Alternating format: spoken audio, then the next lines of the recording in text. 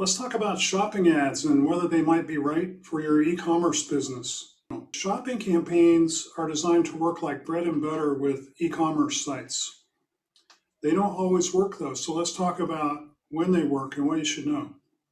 There's a few things. Number one, so smart campaigns are not a panacea. It's basically a black box that Google provides.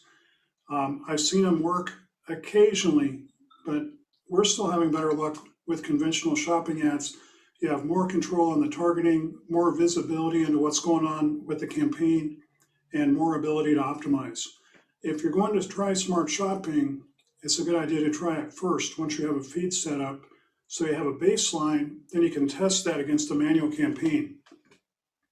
But if something goes off with your smart shopping campaign, there will be a little you can do about it because it's a black box. Although it's a search campaign, a shopping campaign does not allow you to configure positive keywords. They're extracted from your feed. So the most important thing is to get your feed set up right. And there are just 4 fields in the e-commerce shopping feed that can be obtained from a database, a Google Sheet, a spreadsheet, or more typically from an API connected to your e-commerce platform that Google looks at. So the title is the most important field. The specs say they look at 150 characters. We have found it's really more like 70 characters. The farther the text is to the left, the stronger it'll be indexed. So you want your keywords in the title. That's your primary field in shopping. Description is also important, and it's supposedly indexed down to 500 characters.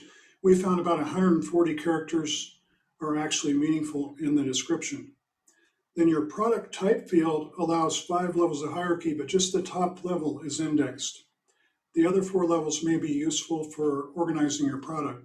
Then of course the final category is the Google product category. It's kind of a broken taxonomy, doesn't always fit, but it's weighted less and less heavily as the years pass. So it's not that important, but you have to specify a Google product category. We like to specify them numerically. So you have to get your feed right. You want a clean feed. That's the best thing you can do for yourself to run a shopping campaign. And realize that negative keywords are really your control on the keyword front. Beyond that, negative keywords are very important.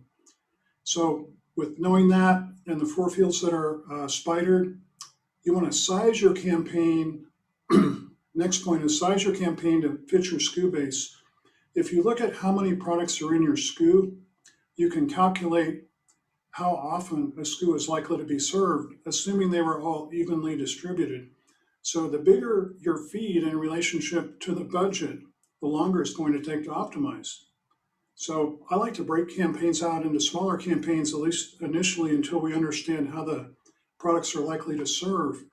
And sometimes you have to split campaigns apart into multiple, or accounts rather apart into multiple shopping campaigns to get certain products to serve. You can also use the shopping campaign priorities to serve products, the same products in different feeds with different priority settings.